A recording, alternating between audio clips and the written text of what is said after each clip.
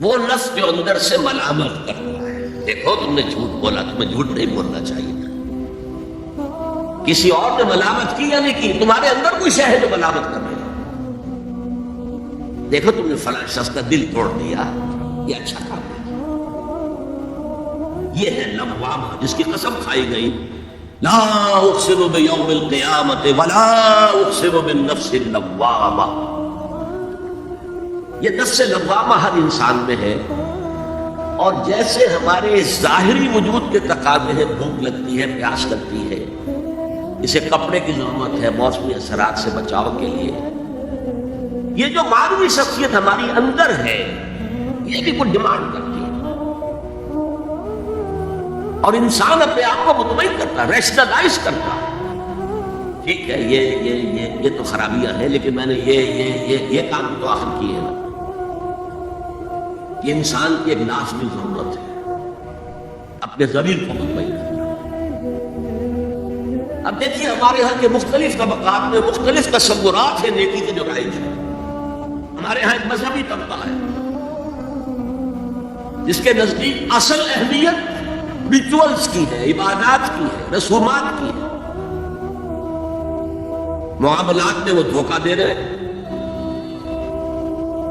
سودا کر کے پھر گئے، ان کے دلوں میں نرمی نہیں ہے، سائلوں کو دھتکارتے ہیں. لیکن ایک اعتبار سے بہت دیکھیں، سودی کاروبار کرتے ہیں. ٹھیک ہے بھائی، میں سودی کاروبار تو کرتا ہوں، میں نے مسجد میں تو بنوائی ہے، میں نے مسجد میں جھاڑ بھی تو لگوا دیا ہے، میں نے مسجد میں قالین بھی تو بچھوایا ہے. تو نیکی کا ایک تصور یہ ہے ہمارے، اس کا بالکل برعکس ایک تصور ہے جدید تعلیم یافتہ طبقات کا تصور.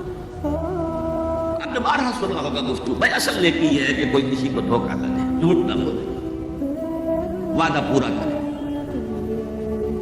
اپنا فرض صحیح طور سے ادا کرے، کہیں ملازم ہے تو اپنے فرائض صحیح طور سے ادا کرے. باقی رہ گئی نماز ہوتا ہے، یہ تو انفرادی باتیں ہیں، یہ کوئی کرتا ہے تو اپنے لیے نہیں کرتا ہے تو کوئی بات نہیں. یہ دونوں ایک دوسرے کے بالکل برعکس تصورات ہیں. اور یہ ہمارے معاشرے میں جدید تعلیم یافتہ طبقات کا تصور نیکی اور ہمارے قدیم علماء اور ان کے زیر اثر جو عوام ہیں ان کے تصور نیکی میں زمین و آسمان کا فرق ہے. آپ کو معلوم ہے کہ اپنی جسم فروش عورتیں جو ہیں وہ بھی نیکی کا کوئی نہ کوئی کام کرتی ہیں. آپ دیکھیں گے محرم میں سیاہ کپڑے پہن کے جلوس کے آگے آگے جا رہی ہیں، سبیلے لگا رہی ہیں. مختلف مزاروں میں جب عرس ہوتا ہے وہاں جاتی ہے، دھمال کھیلتی ہے، وہی سیاہ کپڑے پہن کے، وہ بھی اپنے آپ کو مطمئن کرتی ہے. مشہور ہے ایک واقعہ شہنشاہ عالمگیر اورنگزیب کا. اس نے دلی میں گانے بجانے پر پابندی لگا دی. اب ظاہر بات ہے جن کا یہ پیشہ تھا ان کا دھندا ختم تو آمدنی ختم. لاکھ کوششیں کی لیکن اورنگزیب ٹس سے بس نہیں. تو انہوں نے ایک عجیب ترکیب کی. وہ دریائے جمنا بالکل ساتھ بہتا تھا، یہ دریا اس شکل میں بنایا گیا، اب تو ذرا فاصلے پر. تو ایک کشتی میں وہ جمع ہو گئے، سازندے بھی اور ساگ بھی اور گاتے بجاتے ہوئے. انہیں معلوم تھا فلاں وقت جو ہے بادشاہ جھروکے میں بیٹھ کر دریا کی سیر کرتا ہے، وہاں سے گزرے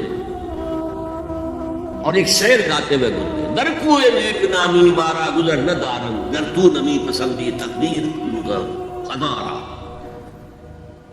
در کوئے نیک نامی، یہ نیکی جو ہے اس کے کوچے میں ہمارا گزر ہی نہیں. در کوئے نیک نامی مارا گزر نہ دارم، یہ تو اللہ کی طرف سے فیصلہ ہے، اس کی مقرر کردہ تقدیر ہے. گر تو نمی پسندی تغییر کل قضارا، اگر تجھے پسند نہیں ہے تو تقدیر بدل دے. تو بادشاہ ہنس پڑا اور اس نے کہا کہ ٹھیک ہے بھائی، گانے بجانے کی حد تک تمہیں یاد ہے. تو ہر ایک طبقے کا اپنا ایک تصور ہے نیکی کا. جیسے میں نے پہلے عرض کیا بڑے بڑے ڈاکو جو ہے وہ اپنے علاقے کے بیواؤں یتیموں کی سرپرستی کرتے، ایسے نہایت درندگی صفاقی انسانی جان کی کوئی حیثیت ہی نہیں۔ تو نیکی اصل میں کس شے کا نام ہے، کون سی چڑیا کا نام ہے، نیکی حقیقت میں کیا ہے، وہ ہے اس آیت کا مضمون۔ میں مثال دیا کرتا ہوں، ایک عام قصہ ہے کہ کسی گاؤں میں پہلی مرتبہ ہاتھی آیا۔ اب وہاں نابینا لوگ جو تھے انہیں بھی پتہ چلا ایک عجیب جانور آیا ہے۔ وہ آئے اور کسی نے اس کی ٹانگ کو ٹٹولا، اس نے کہا ہاتھی ایک ستون کے مانند ہے۔ کسی کا اس کے کان کے اوپر ہاتھ پڑا، اس نے کہا چھاج کے مانند ہے وہ۔ کسی نے پیٹ کو ٹٹولا، بہت بڑا ڈھول ہے وہ۔ بالکل یہی معاملہ ہے نیکی کے تصور کے بارے میں۔ اڑائے کچھ ورق لالے نے، کچھ نرگس نے، کچھ گل نے، چمن میں ہر طرف بکھری ہوئی ہے داستان میری۔ کسی نے نیکی کا ایک حصہ لے لیا، کسی نے دوسرا لے لیا، کسی نے تیسرا لے لیا۔ وہ مکمل سراپا نیکی، حقیقی نیکی کس میں ہے، یہ ہے اس آیت کا مضمون۔ اب چوتھے نمبر پر یہ تمہیدی باتیں جو میں عرض کر رہا ہوں، اس آیت کا پس منظر کیا ہے جسے ہم کہتے ہیں شان نزول؟ کیا بحث چل رہی تھی جس پہ ہدایت کے لیے یہ آیت نازل ہوئی؟ ذہن میں رکھیے کہ تحویل قبلہ اس آیت کا پس منظر ہے، شان نزول۔ آپ کو معلوم ہے مکے میں جب تک حضور رہے، آپ جب نماز پڑھتے تھے تو آپ جنوبی جانب کھڑے ہوتے تھے، یعنی رکن یمانی اور وہ کونا کے جس میں حجر اسود نصب ہے، ان دونوں کے درمیان کھڑے ہوئے کعبے کی طرف رخ کیا، تو اسی رخ پر بیت المقدس بھی ہے۔ اسے کہتے ہیں استقبال قبلتین، دونوں قبلوں کا بیک وقت استقبال ہو گیا، رخ ہو گیا دونوں طرف، خانہ کعبہ کے بھی اور بیت المقدس کے بھی۔ مدینے میں آ کر تو یہ ناممکن ہے۔ اب اگر کعبے کی طرف رخ کرو گے تو بیت المقدس کی طرف پشت ہو جائے گی، وہ شمال میں ہے، یہ جنوب میں ہے۔ اگر بیت المقدس کی طرف رخ کرو گے تو کعبے کی طرف ریچ ہوگی۔ لیکن آپ کو معلوم ہے کہ حضور نے 16 یا 17 مہینے مدینے آنے کے بعد بیت المقدس کی طرف رخ کر کے نماز پڑھی۔ اب ایک شکل تو یہ ہے کہ یہ حضور کا ذاتی اجتہاد ہو اور اس کو اللہ نے تسلیم کر دیا ہو کہ ٹھیک ہے، یہ بھی ممکن ہے۔ اسے تقریر کہتے ہیں اصطلاح میں۔ حدیث کس چیز کا نام ہے؟ حضور کا قول یا فعل یا تقریر۔ پہلی دونوں چیزوں کو آپ جانتے، قول اور فعل۔ یہ تقریر کیا ہے؟ حضور کے سامنے کوئی کام کیا گیا اور حضور نے نہیں روکا،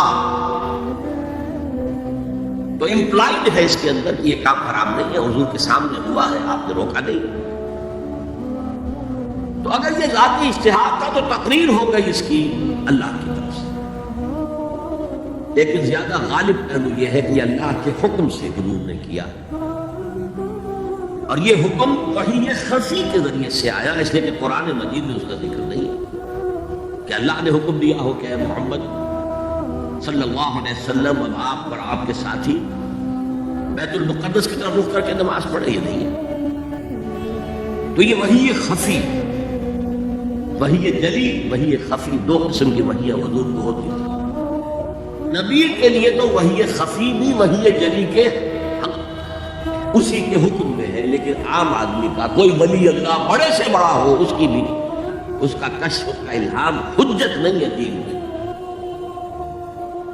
بہرحال یہ شاید حضور کو اللہ نے وحی خفی کے ذریعے حکم دیا۔ اس کا ایک بہت بڑا سیاسی فائدہ ہوا حضور کو، اور وہ یہ کہ مدینے میں آ کر آپ کا واسطہ پڑا یہودیوں سے۔ وہ بہت منظم تھے، تعلیم یافتہ تھے، بہت کلچرڈ تھے، ان کے ہاں فقہا تھے، ان کے ہاں مفتی لوگ موجود تھے۔ اگر فوری طور پر تصادم یہود کے ساتھ ہو جاتا تو حضور کے قدم مدینے میں جمنا آسان نہ ہوتا۔ جب آپ نے بیت المقدس کی طرف رخ کر کے نماز پڑھی تو یہودیوں نے سمجھا چلو کوئی بات نہیں ہے، تو ہمارے کیمپ فالوورز ہیں، ہمارے قبلے کا رخ کر رہے ہیں، لہذا فوری طور پر ان کی طرف سے کوئی مخالفت کو پیش نہیں آئی، اور اس 16 مہینے میں حضور کو اپنے قدم جمانے کا مدینہ منورہ میں پورا موقع ملا، بلکہ پہلے 6 مہینے اس میں جو ہے بہت ڈیسائسو ہے، 3 کام آپ نے 6 مہینے میں کیے ہیں تو بالآخر بہت ہی زیادہ فیصلہ کن ثابت ہے۔ نمبر 1 یہ کہ آپ نے مسجد نبوی کی تعمیر کر لی، اب یہی مرکز ہے، یہی درسگاہ ہے، یہی خانقاہ ہے، یہی پارلیمنٹ ہے، یہی دار المشاورت ہے، یہی سے فوجیں تیار کی جا رہی ہیں، یہی وفود آ کر پیش ہو رہے ہیں، ہمارا ایک مرکز مہیا ہو گیا۔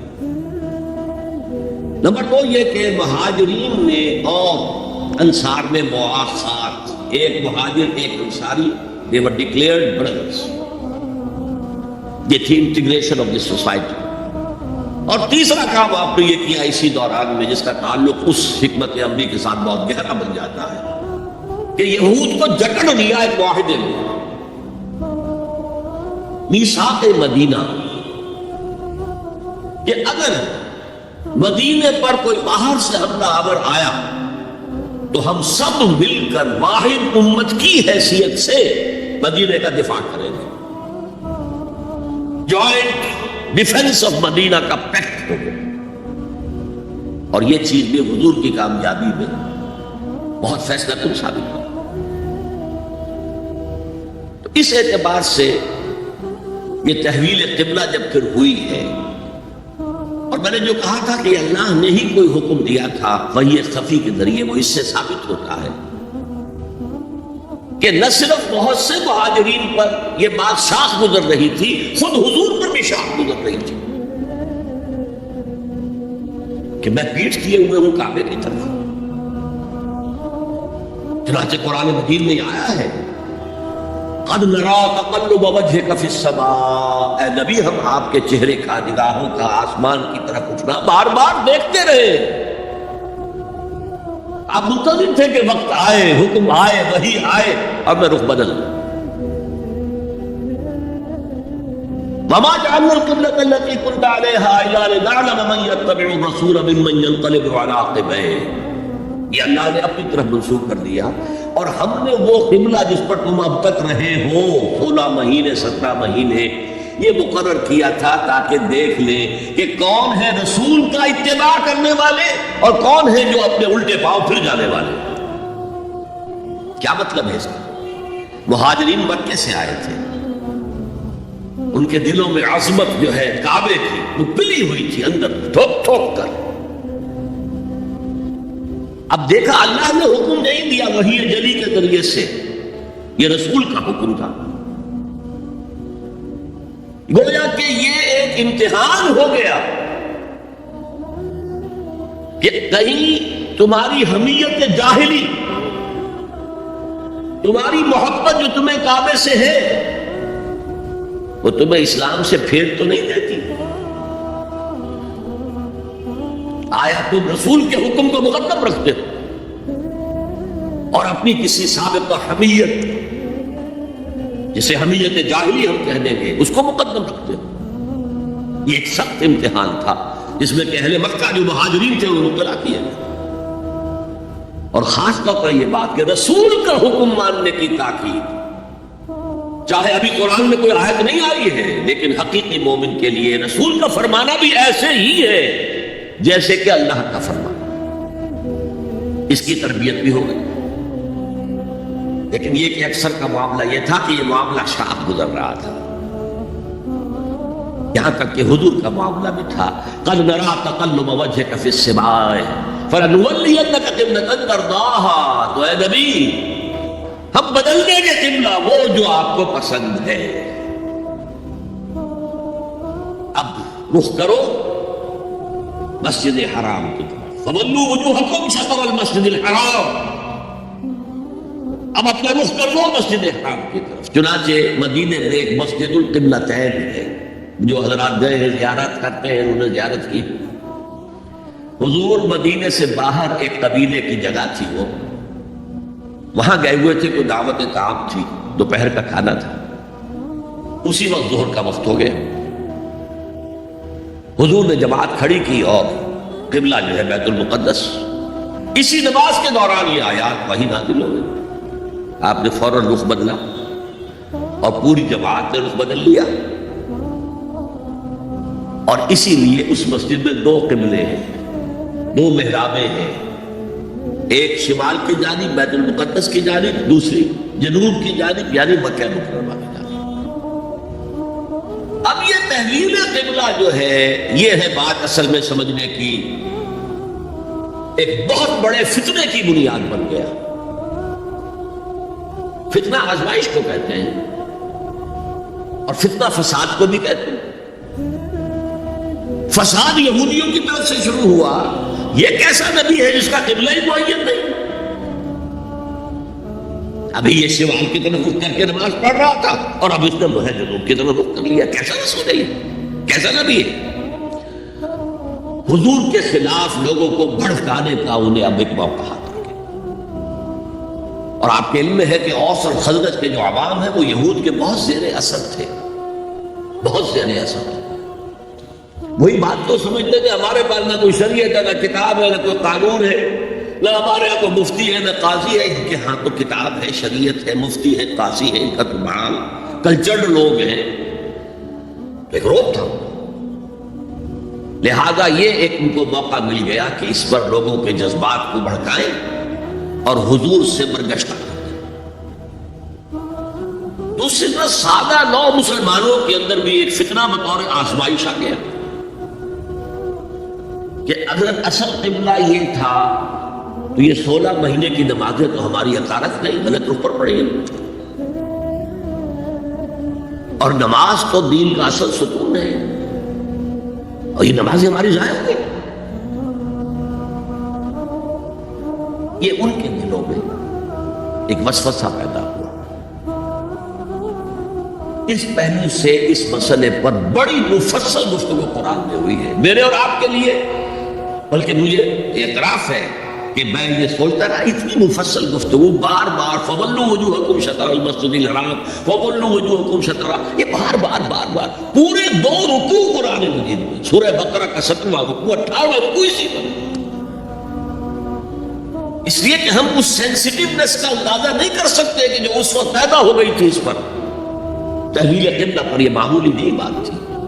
یہود نے سمجھ لیا تھا کہ اب معلوم ہوا یہ ایک نئی امت کا آغاز ہے، اس کا مرکز اب نیا بن گیا ہے. اب تک وہ سوچ رہے تھے کہ ہمارے ہی، چنانچہ ایک اور واقعہ ہوا تھا کہ یہ عاشورہ کا روزہ رکھتے تھے یہودی. حضور نے پوچھا کیوں رکھتے ہو 10ویں محرم کا روزہ؟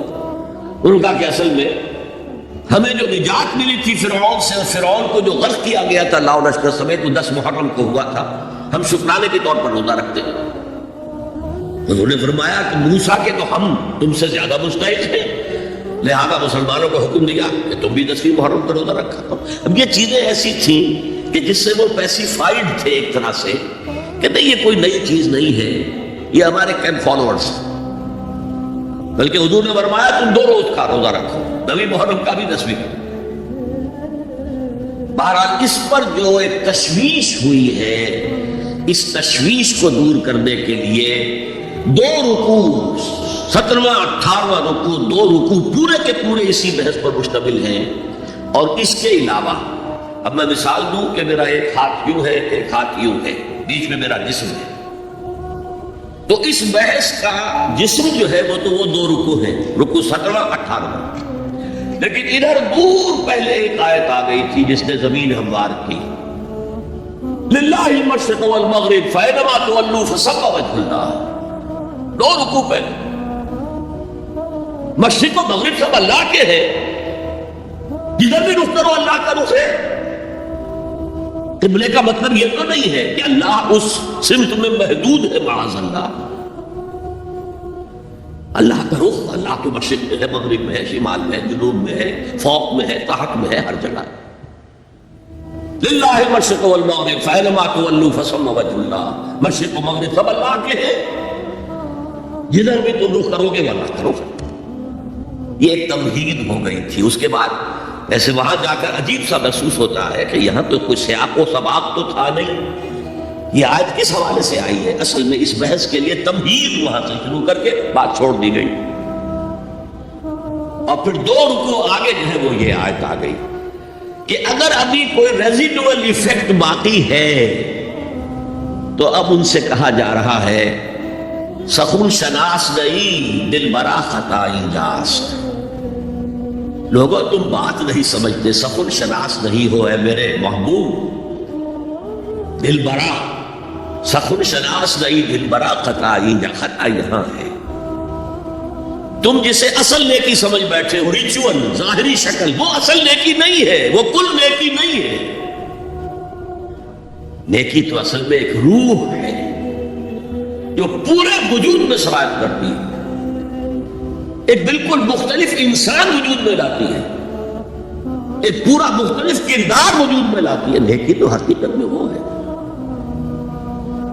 جیسے کہ ہمیں معلوم ہے نماز کا ایک ظاہر ہے، فقہ اس سے بحث کرے گی،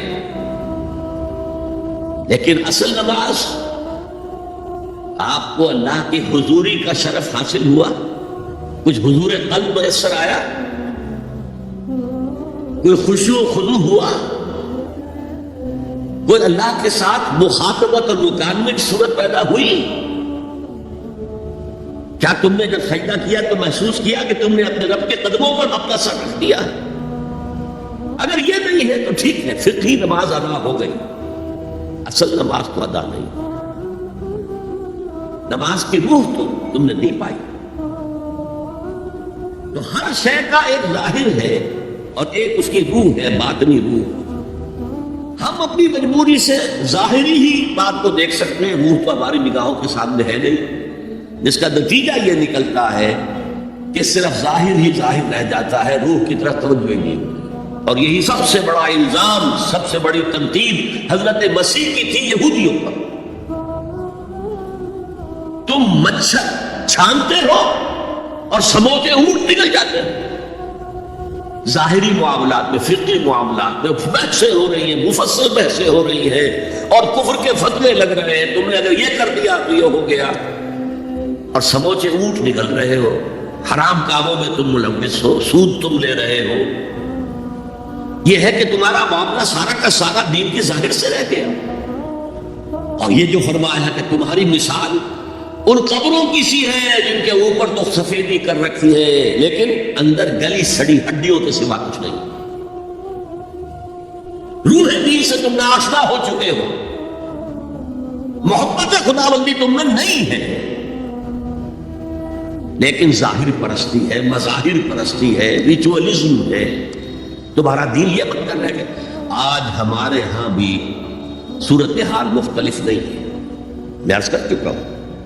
سب سے بڑا طبقہ ہمارے ہاں ظاہر بات ہے کہ جو ہمارے علماء کے زیر اثر ہے، اور وہ فقہاء ہے، اور فقیہ کا کام ہی ہے کہ وہ ظاہر سے کہے، باطن سے تو بحث نہیں کر سکتے۔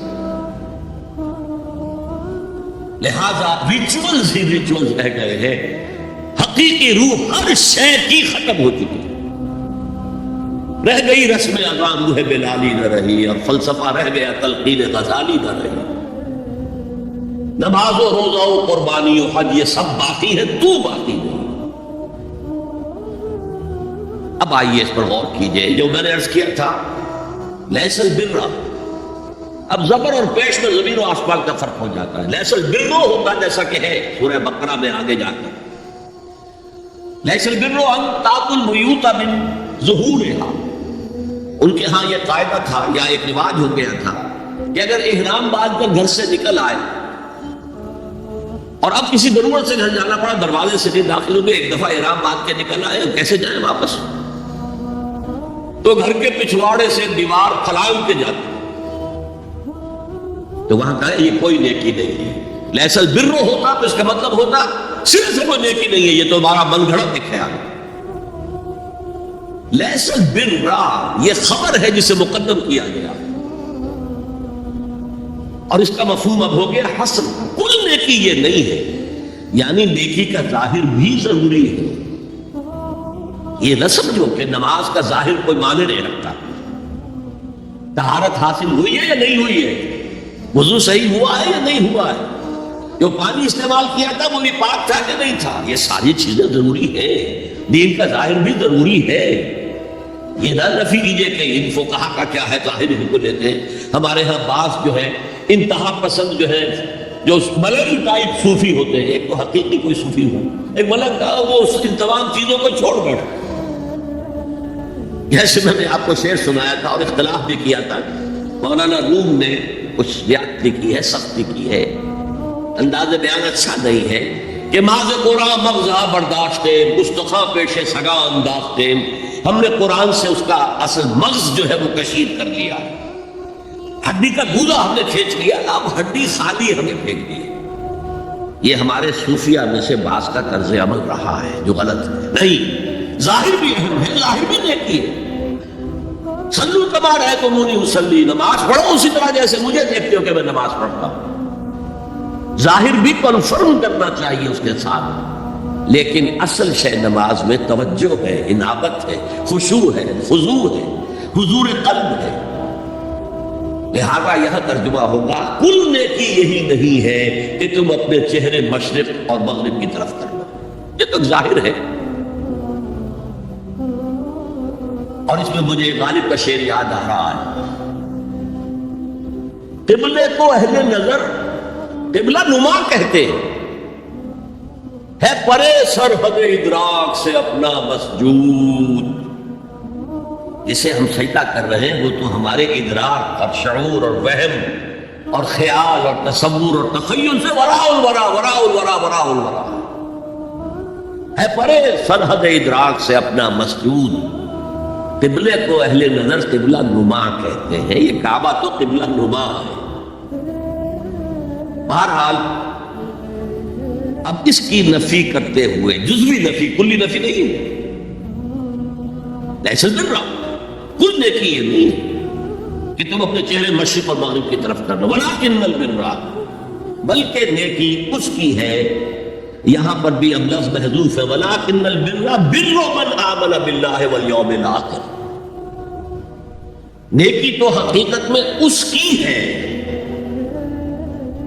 اس میں آگے بڑھنے سے پہلے مجھے یاد آیا کہ میں بر کے مفہوم پر بھی کچھ گفتگو کر لوں. بر کسے کہتے ہیں؟ بہت عمدہ باتیں جو ہے پہلے کہی ہیں. بر اور بر یہ دونوں مادہ تو ایک ہی ہے, بحر و بر. جب تک انسان سمندر میں رہتا ہے, آج کا تو خیر تصور نہ کیجئے, پہاڑوں جیسے جو ہے پہاڑ سمندر میں چل رہے ہوتے, عام حالات میں کوئی اس کے ادھر ادھر جو ہے کوئی ہچکولے محسوس نہیں ہوتے. لیکن پرانے زمانے کے سمندر کا تصور کیجئے تو ہر وقت وہ ہے آدمی غیر مطمئن ہوتا تھا, اسی وقت کچھ ہو سکتا ہے, ہچکولا آ رہا ہے, ادھر سے آ رہا ہے, ادھر سے آ رہا ہے. تو دل میں ایک خوف سا رہتا تھا, ایک بے چینی سی رہتی تھی, عدم تحفظ کا ایک احساس رہتا تھا. بر پر, خشکی پر آتے ہی اطمینان ہو گیا. تو یہ اصل میں انسان کے باطنی اطمینان کے لیے جو ابھی آپ نے فرمایا کہ نیکی وہ ہے کہ جس کو کر کے تمہیں خوشی حاصل ہو, اور فتویٰ اپنے دل سے لے لیا کرو. ما حاک فی صدرک, جو کچھ تمہارے سینے کے اندر جو کچھ جس سے خدبن ہو جائے, جس سے بے چینی ہو جائے, وہ اسم ہے, وہ گناہ ہے. الاسم ما حاک فی صدرک وکرہت ان یطلع علیہ, اور گناہ وہ ہے کہ جس کے بارے میں تمہیں یہ پسند نہ ہو کہ لوگوں کو اس کی اطلاع ہو, وہ گناہ ہے. اس میں بھی مجھے جیسے انگریزی کی ایک نظم کا سٹینزا جو ہے یاد آیا تھا, art is long and time is fleeting, دوڑا جا رہا ہے یہ وقت. And our hearts, though stout and brave, still like muffled drums are beating funeral marches to the grave. اپنے دل کی ہر بیٹ کے ساتھ ہم اپنی قبر سے قریب سے قریب تر, قریب سے قریب تر ہوتے جا رہے ہیں. اسی طرح کی ایک نظم ہے, بڑی پیاری نظم ہے. Charities that soothe and heal and bless are scattered over the feet of men like flowers. وہ بھلائیاں، وہ نیکیاں، وہ خدمت خلق. Charities which soothe and bless and heals. دل کے اوپر مرہم سا رکھا جاتا ہے نیک کام کر کے. دل کو خوشی ہوتی ہے نیک کام کر کے. Charities that soothe and heal and bless are scattered on the feet of man like flowers. یہ تو ان پھولوں کے مانند ہے جو انسان کے قدموں میں پڑے ہوئے ہیں، جس کو چاہے اٹھا لے، جو چاہے اٹھا لے. No mystery is here, no special boon for the high and not for the low. The smoke ascends as high from the heart of a humble cottage as from that of a haughty palace. دھواں اٹھتا ہے تو ایک کٹیا میں جو چورا جل رہا ہے اس سے بھی اٹھے گا تو جائے گا اوپر، اور محل کا کوئی بہت بڑا کچن ہے تو اس سے بھی اٹھے گا تو اوپر جائے گا. لہذا یہ غریب اور امیر کا فرق نہیں ہے، ہر شخص اس نیکی میں سے حصہ لے سکتا ہے. تمہارے پاس ایک روٹی تھی، تم نے آدھی دے دی کسی مانگنے والے کو، تمہارا حصہ ہو گیا، بہت بڑا حصہ ہو گیا. اور کسی بڑے امیر آدمی نے 150 جو ہے مسکین کو کھانا کھلا دیا، وہ اس کے قریب بھی نہیں آ سکے گا اجر و ثواب کے اعتبار سے اس شخص کے کہ جس کے پاس ایک ہی روٹی تھی اور اس نے آدھی دے. تو بر جو ہے حقیقت میں لیس البر ان تولوا وجوهكم قبل المشرق والمغرب ولكن البر من آمن بالله واليوم الآخر والملائكة والكتاب والنبيين. میں بھی ایک زمانے میں اس پر کچھ متردد سا ہوتا تھا، کچھ سوچتا تھا یہ نیکی کیا تعلق تو ہم عمل سے سمجھتے ہیں، یہاں ایمان کی بحث کی کیا ضرورت ہے؟ ایمان تو ایک بات کی حقیقت ہے، نیکی جو ہے وہ ایک ظاہری خارجی حقیقت ہے. لیکن پھر سمجھ میں آیا کہ اصل نیکی وہ نیت ہے جس کے ساتھ وہ کام کیا جا رہا ہے. اگر خیرات بانٹی جا رہی ہے، جھگیوں میں جا کر میلے کچیلے بچوں کو گود میں لے کر اپنی سفید عسکروں کو بھی خراب کیا جا رہا ہے، اور معلوم ہے کہ یہ اس لیے کر رہا ہے کہ آئندہ الیکشن میں کھڑا ہونا ہے، تو کوئی ہے جو کہے گا کہ یہ نیکی ہو رہی ہے؟ کام تو بظاہر بڑی نیکی کا کام ہے. نیکی کے لیے شرط اول اللہ پر ایمان ہے، اس کی موٹیویشن لو آف گاڈ. اس کے سوا اگر کوئی اور موٹیو ہے، اگر دنیا میں شہرت چاہیے، اگر اس نیکی کے ذریعے سے بھی مال کمانے کا معاملہ ہے، دھندا ہے، نیکی کے پردے میں دھندا ہو رہا ہے، وہ نیکی نہیں ہے، چاہے ظاہری اعتبار سے وہ بہت بڑی نیکی ہو. تو سب سے پہلا مسئلہ نیت کا ہے، نیت کا ہے، نیت کا ہے. کس ارادے کے تحت یہ نیکی کی جا رہی ہے، کیا مقصود ہے، کیا مطلوب ہے. چنانچہ نوٹ کیجئے، اکثر محدثین نے اپنے جو مجموعے مرتب کیے احادیث کے، ان میں پہلی آیت کون سی، پہلی حدیث کون سی لاتے ہیں؟ حضرت عمر رضی اللہ تعالیٰ عنہ سے روایت ہے، انما الاعمال بالنیات. نیکیوں کا، نیک اعمال کا دار و مدار نیتوں پر ہے. وانما لکل امرئ ما نوى، ہر شخص کو وہی کچھ ملا گا جس کی اس نے نیت کی ہوگی. فمن كانت ہجرته الى اللہ ورسولہ فہجرته الى اللہ ورسولہ. جو کوئی ہجرت کر رہا ہے، مکے میں گھر بار چھوڑ کر جا رہا ہے، اپنے وطن کو ترک کر کے جا رہا ہے مدینے کی طرف، صرف اللہ اور رسول کے لیے، اس کی ہجرت اللہ اور اس کے رسول کے لیے. فمن كانت ہجرته للدنیا يصيبها، اور اگر اس شخص کی ہجرت دنیا کے لیے ہے کہ اس کو حاصل کرتا. مثلا میں دیکھا ہوں مثال، ایک مسلمان تھا، اس کا کوئی کاروبار تھا، اس کے خریدار مسلمان ہی تھے، وہ جا رہے ہیں، اب کیا کرے گا؟ مشرکوں نے سو تو اس کا سامان نہیں لے گا، اب وہ بھی چلے جا رہے ہیں. یہ اللہ کو معلوم ہے کہ اس کے ہجرت کا اصل سبب کیا ہے، ہم نہیں طے کر سکتے. لیکن اللہ کے ہاں جو کھاتا کھلا ہوا ہے اس کی یہ ہجرت جو ہے اللہ اور اس کے رسول کے لیے شمار نہیں. وَمَنْ كَانَتْ هِجْرَتُهُ لِلدُّنْيَا يُصِيبُهَا اب امرأۃ ينكحها یا کسی عورت کے لیے ہو کہ اس سے نکاح کرے. کسی خاتون سے وہ شادی کا خواہش مند تھا، وہ خاتون ہجرت کر کے مدینے چلی گئی، اب یہ بھی باندھے کچے دھاگے سے بندھے ہوئے چلے جا رہے ہیں، تو یہ تو در حقیقت اس عورت کے کھاتے میں ہجرت جائے گی، اللہ اور اس کے رسول کے ہجرت میں نہیں. تو اصل شے یہ ہے نیکی کا وہ کام جس کا ظاہر بھی نیکی کا ہو اور باطن بھی ہو. یہ موٹیویشن صرف اللہ کی رضا ہو، اللہ کی محبت اور اللہ کی رضا کا حصول. یہ ہے پازیٹیو موٹیو. ایک نیگیٹو سائڈ بھی ہے. سب لوگ ذہنی اعتبار سے اتنے بلند نہیں ہوتے کہ اللہ کی محبت وہی اصل محرک بن جائے.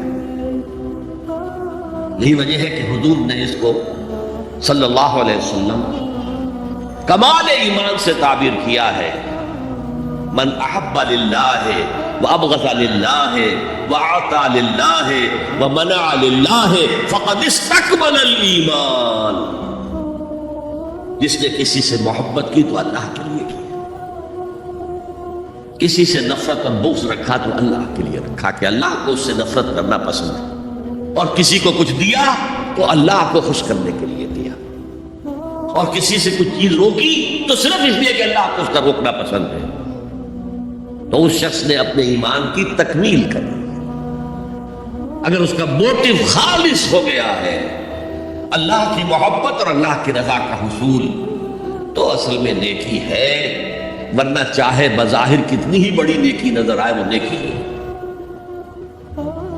لیکن جو لوگ اس حد تک نہ پہنچ پائے ہو استکمال ایمان تک، تکمیل ایمان تک، تو ان کے لیے ایک اور موٹیو بھی ہے، والیوم الآخر، قیامت کا دن، جزا و سزا کا یقین، اللہ کا خوف، آخرت کے محاسبے کا خوف.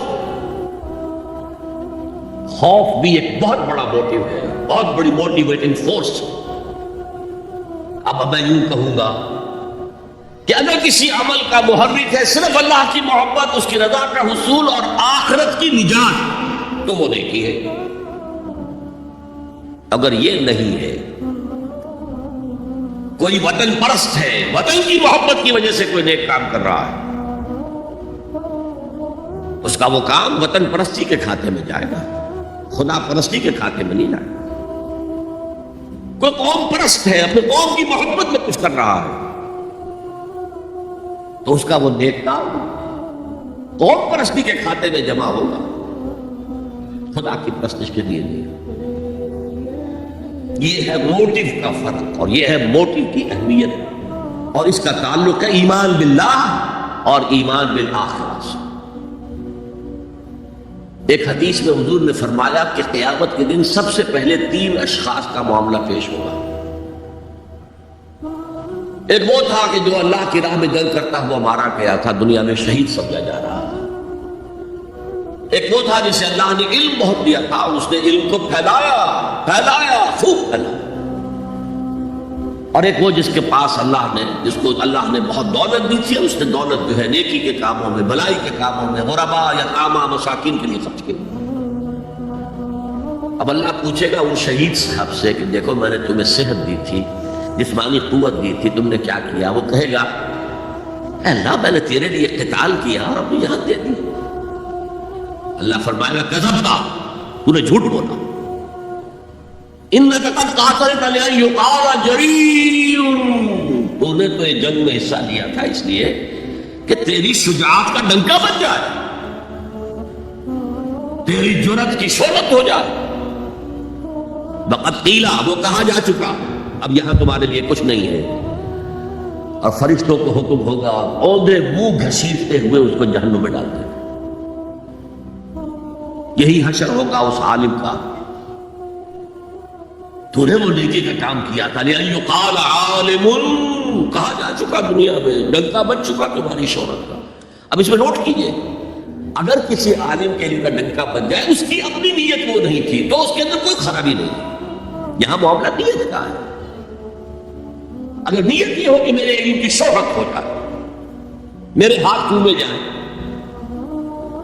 مجھے نذرانے پیش کیے جائیں، تو پھر وہی حشر اس کا ہوگا کہ اودھے منہ گھسیٹ کر جہنم میں ڈال دیا جائے۔ یہی حشر اس سخی کا ہوگا جس نے سخاوت کی تھی، جس کی سخاوت کے ڈنکے بج گئے تھے، اس کا بھی یہی حشر ہوگا۔ تو انما الاعمال بالنیات، اور یہاں نیکی کی بحث میں سب سے پہلے ولکن البر بر من آمن باللہ والیوم الآخر۔ اب جو والملائکۃ والکتاب والنبیین، ان تینوں کو جمع کر لیجئے، اس سے مراد ہے نبوت اور رسالت۔ ملائکہ وحی کا ذریعہ ہے جو انبیاء تک لے کر آتے رہے، اس وحی کا جو ریکارڈ مرتب ہوا وہ کتابیں ہیں، اور جن پر وہ وحی آئی وہ نبی ہے۔ ان تینوں کو جمع کر لیجئے، رسالت، ایمان باللہ، ایمان بالآخرہ، اور ایمان بالرسالت۔ اب اس کا تعلق کیا ہے نیکی کے ساتھ؟ یہ ذرا گہری بات ہے۔ دیکھیے نیکی کا جذبہ بھی، جو انسان کے پیشنز ہوتے ہیں وہ اندھے بہرے ہوتے ہیں۔ پیشنز، جذبات، نیکی بھی ایک جذبہ ہے۔ کبھی یہ جذبہ حد اعتدال سے تجاوز کر کے بدی بنا دیتا ہے۔ کیسے؟ رہبانیت، ترک دنیا، شادی نہیں کروں گا، گھر گھرستی کو بکھیرا مول نہیں لوں گا، بس اللہ سے لو لگاؤں گا۔ ظاہر بات ہے جس نے بھی فیصلہ کیا نیکی کے جذبے کے تحت کیا نا، لیکن اس کا جو نتیجہ نکلا اکثر و بیشتر پھر حرام کاری ہوئی۔ آپ عیسائیت کی جو ہے ہسٹری آف کرسچین موناسٹسزم، اس کا مطالعہ کیجئے، انہوں نے خود لکھا ہے کہ بظاہر راہب خانے ہیں، راہب اور راہبائیں رہتی ہیں، اور ان کے تہخانوں میں حرامی بچوں کے قبرستان ہو جاتے تھے۔ یہ نیکی کے جذبے نے بدی کو جنم دیا۔ حضور کے ساتھ ایسا ہوا، 3 اشخاص آئے، انہوں نے حضور کی ازواج مطہرات سے معلوم کیا آپ رات کو کتنا وقت نماز میں لگاتے ہیں، آپ مہینے میں کتنے نفلی روزے رکھتے ہیں۔ اب جو کچھ انہیں بتایا گیا، حضور کی زندگی کھلی کتاب تھی، بتا دیا گیا اتنا عرصہ جو ہے آپ رات کو تہجد پڑھتے ہیں، بتا دیا گیا مہینے میں اتنے روزے رکھتے ہیں۔ انہوں نے اسے کم سمجھا، فتقالوہا، قلیل سمجھا کہ یہ تو زیادہ نہیں ہے، ہمارا تو خیال تھا کہ آپ ساری رات ہی کھڑے رہتے ہو۔ لیکن اپنے دل کو مطمئن کرنے کے لیے کہ حضور کی کہیں توہین بھی نہ ہو جائے، کہا کہ انہیں تو ضرورت نہیں ہے، وہ تو معصوم ہی ہے، ان کی خطائیں عمل تو ہوتی نہیں، اگر کوئی ہے بھی تو اللہ نے کہہ دیا قد غفر اللہ لک ذنبک ما تقدم منها وما تأخر، اللہ نے تو معاف کر دی اگلے پچھلے سارے گناہ، میرے لیے یہ کافی نہیں ہے۔ ایک نے کہا میں پوری رات عبادت کروں گا، اپنی قبر بستر سے نہیں لگاؤں۔ دوسرے نے کہا کہ میں ہمیشہ ہر روز روزہ رکھوں گا، کبھی افطار نہیں کروں گا۔ تیسرے نے کہا میں کوئی شادی بیاہ نہیں کروں گا، یہ کھکیڑ میں نہیں پہنوں گا میں۔ حضور کو خبر ہو گئی، آپ نے طلب فرمایا اور غصے کے انداز میں وہ الفاظ کہے کہ جو حضور سے بالکل متوقع نہیں ہے۔ واللہ انی لاتقاکم واخشاکم، خدا کی قسم میں تم سب سے زیادہ متقی ہوں اور سب سے زیادہ اللہ سے ڈرنے والا ہوں، لیکن میرا طریق یہ ہے کہ میں رات کو سوتا بھی ہوں اور نماز بھی پڑھتا ہوں،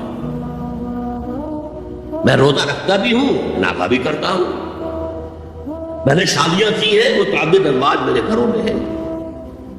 فمن رغب عن سنتی فلیس منی، جو بھی میری سنت سے ہٹا وہ مجھ میں سے نہیں ہے، میرا امت ہی نہیں۔ تو نیکی کا جذبہ بھی حد اعتدال سے تجاوز کر کے بدی کو جنم دے سکتا ہے۔ ایک صحابی نوجوان صحابہ مثلا عبداللہ ابن عمرو ابن العاص. عجیب یہ بات ہے کہ باپ جو ہے بہت بڑا سیاستدان، بہت بڑا جری، سپہ سالار، بہت بڑا حکمران، حضرت عمرو بن العاص. بیٹا نہایت زاہد و عابد، مرتاس، زاہد مرتاس، ساری رات کھڑے ہیں، بستر سے کمر ہی نہیں لگائی، ہر روز روزے سے. یہ خبر دی گئی حضور کو تو آپ نے طلب فرمایا کہ عبداللہ اولم اخبر انک تقوم اللیل وتصوم النہار.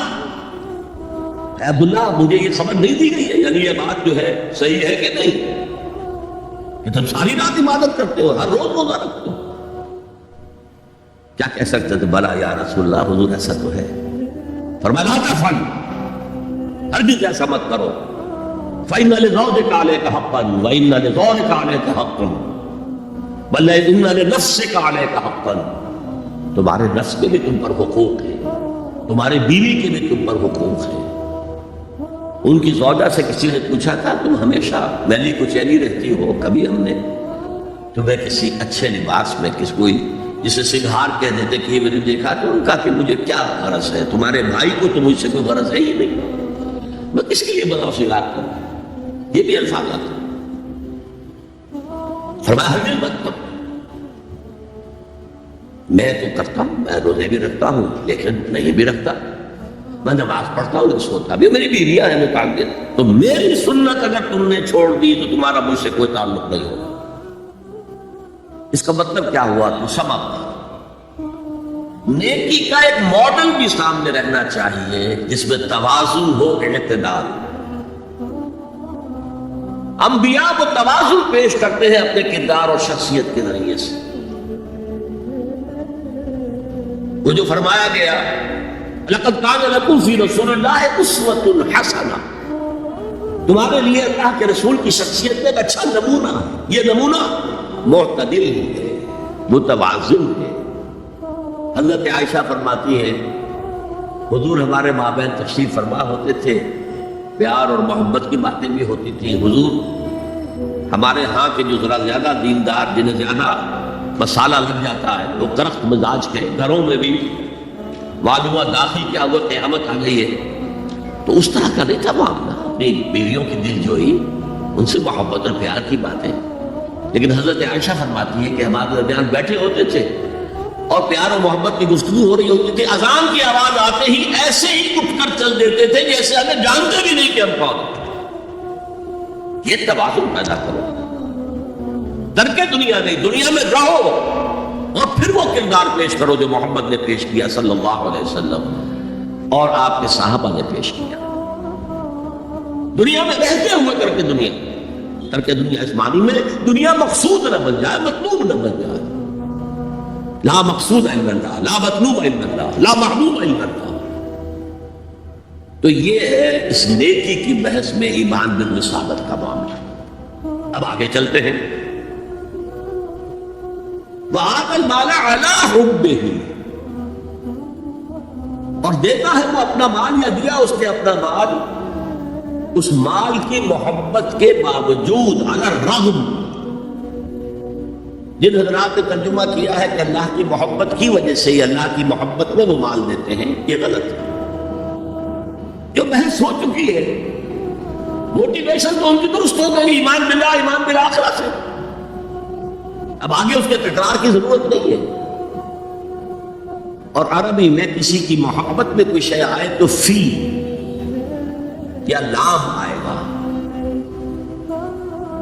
علی آتا ہے مخالفت کے لیے، علی الرغم.